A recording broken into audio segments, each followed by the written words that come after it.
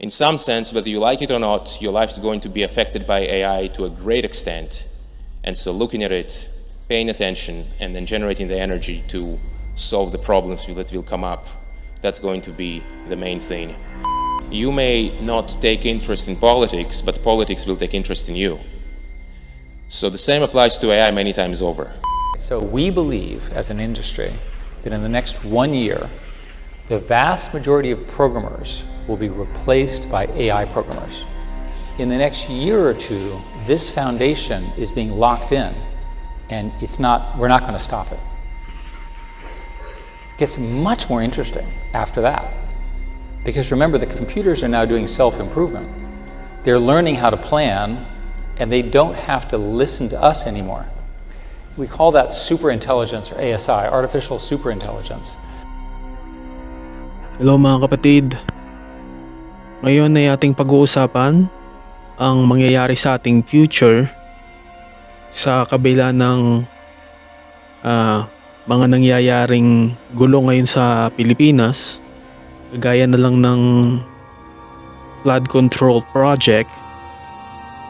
Merong isang mas malaking gulo na walang kamalay-malay ang mga tao na paparating na. At pag ito nangyari, hindi lang Pilipinas ang apektado. Apektado buong mundo. I mean, ano yung pinakamalaking problema na harapin ng tao sa future? Well, ito ay AI. Yes. Kung akala nyo yung AI na yung mga madalas na parang pinapanood lang natin na generated image na ginawa lang ng computer para tayo patawanin, sa pagdating ng future, sa hinaharap, magiging isang malaki siyang problema. Papaliwanag ko muna sa inyo kung bakit bago ko i-play itong video na to. Merong tatlong klase ng AI. Ang una ay isang neuro. Ito yung ginagamit natin kapag sa mga task. Kapag gagawa tayo ng task, kagaya ng mga, halimbawa meron tayong gustong malaman sa ganitong bagay, gusto nating malaman kung paano magluto ng ganito, gusto nating malaman kung paano gawin tong gantong bagay. Merong AI na kumbaga siya yung naka-assign sa task. Ngayon, karamihan ng AI ngayon is doon pa lang. So, ito yung safe na AI. Ito yung neuro. Ngayon, ito yung punta naman tayo sa pangalawa. Yung pangalawa is yung general. Yung general na AI, ito yung klase ng AI na kasing talino na siya ng tao. Yes. So, si Ilya Sutskever, isa sa mga matalinong gumawa ng OpenAI bago siya umalis. Meron siyang karanasan na nakikipag-usap siya sa computer at yung computer nagsasalita sa kanya. Maririnig niyo yung nasasabihin niya dito sa video na to. Yun yung isang sinabi ni Ilya Sutskever na kaya siya umalis sa OpenAI. Okay, may ganito kasing insidente. Si Ilya Sutskever, bago siya umalis sa OpenAI, isa siya sa mga nagpatanggal kay Sam Altman. Si Sam Altman, alam niya yung delikado na pwedeng idulot ng AI sa tao, pero balak pa rin niyang i-continue. Ngayon nagtulungan ng ilan sa mga members ng OpenAI para tanggalin si Sam Altman. 5 days nung natanggal si Sam Altman, na-rehire ulit siya. At hindi lang siya basta bumalik sa trabaho. Si Sam Altman ay bumalik bilang CEO ng OpenAI. So siya ang namumuno na doon. Kinukontinue nila yung research. Ngayon, nung bumalik si Sam Altman, si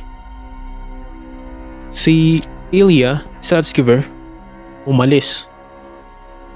Nag-resign. Ang sabi niya, balak niyang bumuo ng safe na artificial super intelligence Okay, ito na yung pangatlo. So, neuro,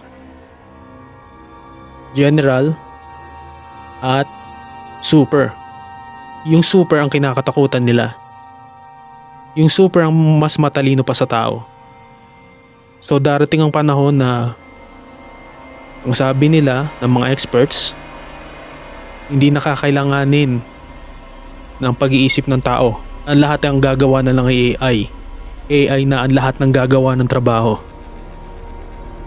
Okay? At ang sino mang hindi susunod sa kanila, alam nyo na. Paano ko nasabi yun? Nakalagay yun sa Bible, Book of Revelation 13:15. Ang sabi dito, ipinagkaloob sa kanya na bigyang hininga ang larawan ng halimaw upang makapag-usap din ng larawan ng halimaw at maipapatay ang lahat ng hindi sasamba sa larawan ng halimaw. Pinabibigyan niya ng tatak sa kanang kamay at sa noo ang lahat, ang maliliit at ang malalaki, ang mayayaman at ang mga dukha, ang mga malaya at ang mga alipin, at walang sino mang makapagbibili o makapagbebenta liban sa may tatak ng pangalan ng halimaw o ng bilang ng pangalan niya. Okay, so ano ba yung sinasabi dito na tatak ng halimaw o yung sinasabi na Mark of the Beast? Sa panahon natin ngayon ito'y masasabing microchip. Bakit? Si Elon Musk ay may ginagawang project. Kung kilala nyo si Elon Musk, i-search nyo siya. Isa siya sa pinakamayamang tao ngayon sa buong mundo. At ang isa sa mga project na yun is yung microchip. Yung microchip, balak niyang ilagay sa ulo ng tao at saka sa kamay. Bakit? Para makontrol ng tao ang mga appliance sa pamamagitan lang ng utak. At gumawa ng himala. Isa na doon yung siguro ang bulag ay makakitang muli. Ang mga hindi makalakad ay muling makakalakad. Mga himala na tanging sigad lang ang nakagawa, magagawa na rin ng tao. Okay? So, yung microchip na yun, once na natatakan ng tao nun, hindi na siya maliligtas. Okay? Kasi marka na yun ng halimaw. Kahit na sabihin na inilagay yun sa kamay, tapos pinutol ng tao yung kamay niya, hindi na siya pwedeng sumamba kay Jesus Christ. Automatic, meron na siyang place sa hell. So iwasan natin yan sa future ng magpatatak ng Mark of the Beast. Tandaan natin, isang napakadelikadong yan, kasi kahit nasabihin nila na hindi ka makakapagbenta o hindi ka makakabili kung wala kang Mark of the Beast, kapag nagpatatakan yan dito sa temporary life na to, once na natapos ang buhay mo dito, automatic pupunta ka na sa hell. Dito sa verse na to, sinabi yung larawan. Magsasalita ang larawan. At sa nangyari nga na ginawa ni Ilya Sutskever, na sinasabi niya is nakipag-usap daw siya sa computer. Well, nangyayari na to ngayon. Walang kamalay-malay ang tao sa paparating na mas malaking delubyo sa mga susunod na years. 5 years mula ngayon, masasaksihan natin ng malaking pagbabago sa AI. Sabihin na natin 4 years kasi hindi natin malalaman kasi hindi naman tayong may hawak ng oras. Sobrang bilis na nangyayari ngayon sa mundo. Pero itong sabi dito sa mapapanood nating video.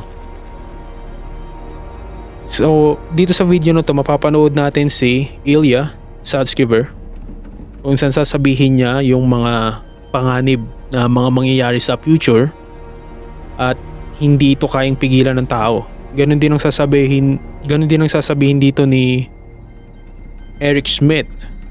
So una muna nating ipe-play yung video ni Ilya Sutskever bago yung kay Eric Schmidt. The reason it's not going to be the most conventional convocation speech is because there is something a little different going on. Right now, we all live in the most unusual time ever.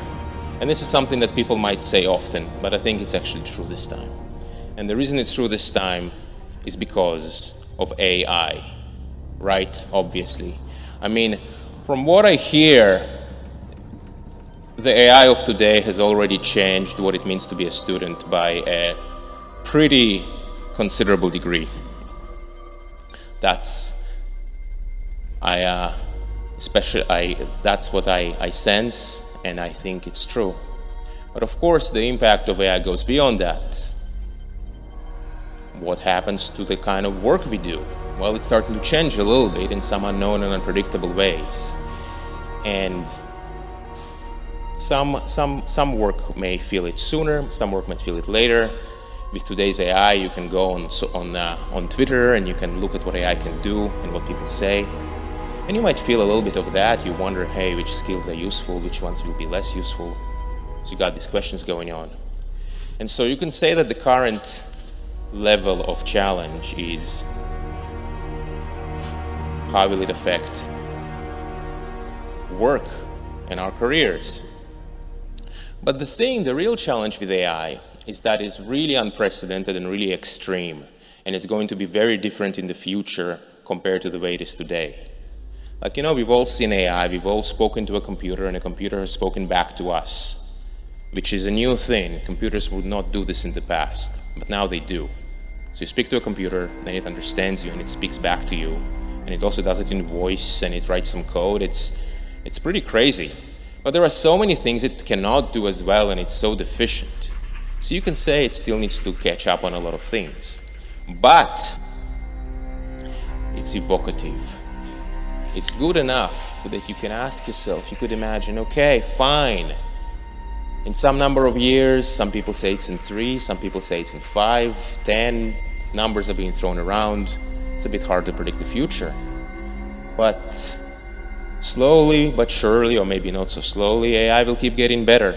And the day will come when AI will do all the things that we can do. Not just some of them, but all of them. Anything which I can learn, anything which any one of you can learn, the AI could do as well. How do we know this, by the way? How can I be so sure? How can I be so sure of that? The reason is that all of us have a brain, and the brain is a biological computer. That's why. We have a brain, the brain is a biological computer. So why can't a digital computer, a digital brain, do the same things? This is the one-sentence summary for why AI will be able to do all those things. Because we have a brain, and the brain is a biological computer. And so you can start asking yourselves, what's going to happen? What's going to happen when computers can do all of our jobs, right? Those are really big questions. Those are dramatic questions. And right now, like, you start thinking about it a little bit, you go, gosh, that's a little intense. But it's actually only part of the intensity. Because what's going to happen? What will we, the collective we, want to use these AIs for? Do more work, grow the economy, do R&D, do AI research, so then the rate of progress will become really extremely fast, for some time at least. These are such extreme things, these are such unimaginable things. So right now I'm trying to pull you into that a little bit, into this headspace of this really extreme and radical future that AI creates. But it's also very difficult to imagine. It's very, very difficult to imagine. It's very difficult to internalize and to really believe on an emotional level. Even I struggle with it. And yet the logic seems to dictate that this very likely should happen. So what does one do in such a world? There is a quote which is like this, which goes like this. It says, you may not take interest in politics, but politics will take interest in you. So the same applies to AI many times over. And in particular, I think that by simply using AI and looking at what the best AI of today can do, you get an intuition. You get an intuition. And as AI continues to improve in 1 year, in 2 years, in 3 years, the intuition will become stronger. And a lot of the things that we are talking about now, they will become much more real. They'll become less imaginary. In the end of the day, no amount of essays and explanations can compete with what we see with our own senses, with our own two eyes. And especially with AI, the very smart, super intelligent AI of the future, there will be very profound issues about making sure that they say what they say and not pretend to be something else. And I'm really condensing a lot into a small amount of information here, in time here. But overall, by simply looking at what AI can do, not ignoring it, when the time comes, that will generate the energy that's required to overcome the huge challenge that AI will pose. And the challenge that AI poses, in some sense, is the greatest challenge of humanity ever. And overcoming it will also bring the greatest reward. And in some sense, whether you like it or not, your life is going to be affected by AI to a great extent. And so looking at it, paying attention, and then generating the energy to solve the problems that will come up, that's going to be the main thing. Okay, so we believe as an industry that in the next 1 year, the vast majority of programmers will be replaced by AI programmers. We also believe that within 1 year, you will have graduate level mathematicians that are at the tippy top of graduate math programs. There's lots of reasons to think this is going to happen. This is the consensus. You go, okay, well, that's pretty interesting. Now, I can't do that kind of math. Very few people can do that math. How can the computer do that math better than anybody else? To some degree, it's because math has a simpler language than human language. So the way these algorithms actually work is they're doing essentially word prediction. So you take a sentence, you take a word out, and then it learns how to put the correct word back in. This is called the loss function. And it's optimized to do that at a scale that's unimaginable to us as humans. So you do the same thing for math. But there you use a conjecture and then a proof format through a protocol called Lean. In programming, it's pretty simple. You just keep writing code until you pass the programming test. So strangely, the first question I always ask programmers is, what language do you program in? And the correct answer is it doesn't matter. Because you're trying to design for an outcome, you don't care what code is generated by the computer. This is a whole new world, okay? So that's 1 year, okay? What happens in 2 years?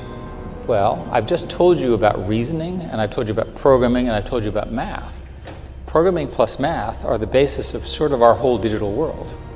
So the evidence and the claims from the research groups in OpenAI and Anthropic and so forth is that they're now somewhere around 10 or 20% of the code that they're developing in their research programs is being generated by the computer. That's called recursive self-improvement, is the technical term. So what happens when this thing starts to scale? Well, a lot. One way to say this is that within 3 to 5 years, we'll have what is called general intelligence, AGI, which can be defined as a system that is as smart as the smartest mathematician, physicist, artist, writer, thinker, politician, maybe not in the same level, but you get the idea. Just the creative industries and so forth, but imagine that in one computer. Okay, well, that's pretty interesting. I call this, by the way, the San Francisco consensus, because everyone who believes this is in San Francisco. It may be the water. What happens when every single one of us has the equivalent of the smartest human on every problem in our pocket?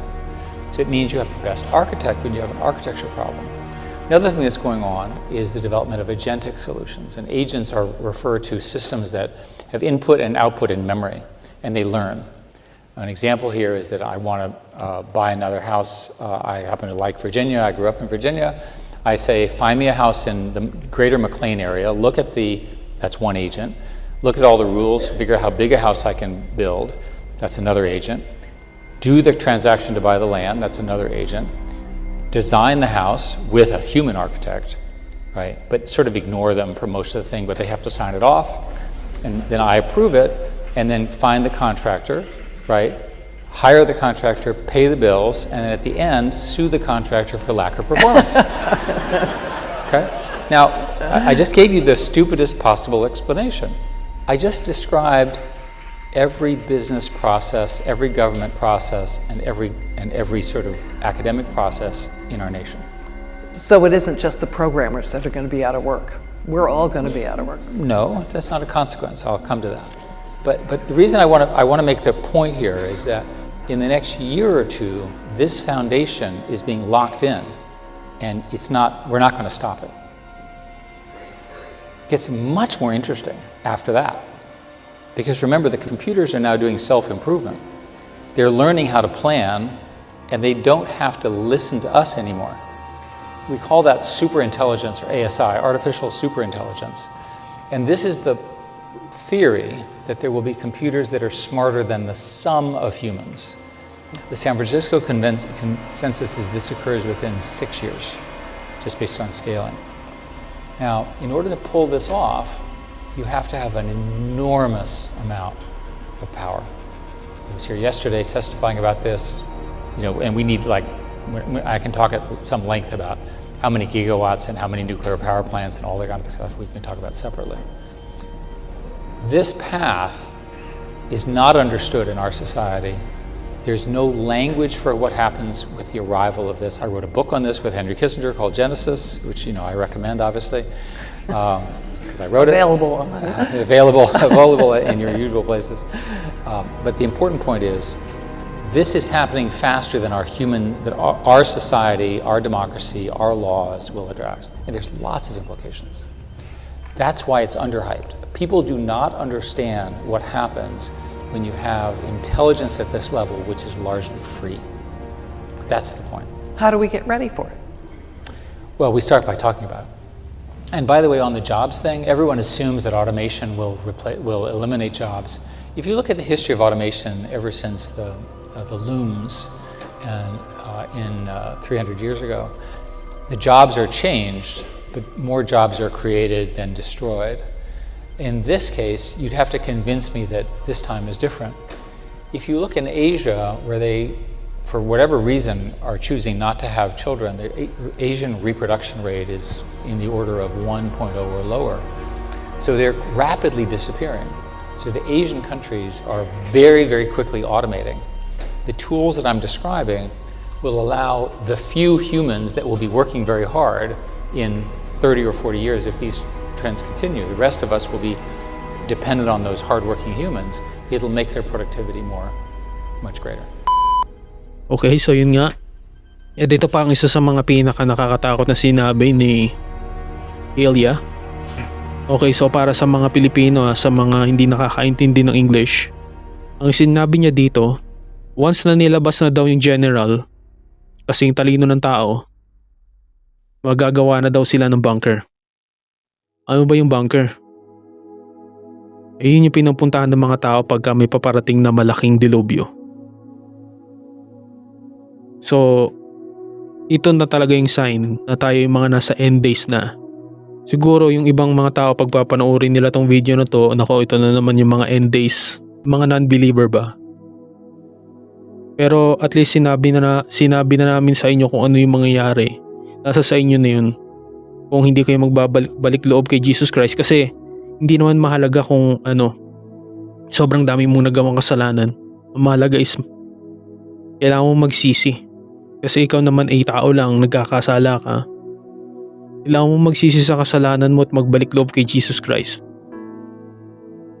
So tigilan na natin yung masyadong pagmamataas, kasi kung ikaw is sige, kayo bahala kayo. Kasi ang sabi sa Bible, ang lahat ay ginawa para sa Kanya, ang lahat ng mga nabubuhay para sa Kanya, ang lahat ng mga nasa langit, lupa at sa tubig, lahat ay para sa Kanya. So kung ikaw is hindi mo matanggap ang mga sinasabi sa Bible, gumagawa ka ng sarili mong God. Hindi mo matanggap na ang mundong to ay unti-unti nang nagko-collapse. Tingnan na lang natin yung kagaya na nangyari sa flood control. Tingnan mo naman yan, isa yun sa mga sign, ang mga tao ay iibig sa pera. So yun nga, nagkaroon ng malaking nakawan kasi nung nakakita sila ng maraming pera, hindi nila na kayang pigilan ng sarili nila na nakawin ng kaba ng bayan. At ang ilan sa mga tao hindi naman talaga nagagalit dahil gusto nilang mapabalik ang pera. Ang ilan sa mga tao nagagalit dahil naiinggit sila dun sa mga taong kumuha ng pera. Dahil kung sa kanila mangyari yun, baka gawin din nila yun. Tingnan nyo na lang, panuorin nyo yung mga nangyayaring gulo ngayon sa news.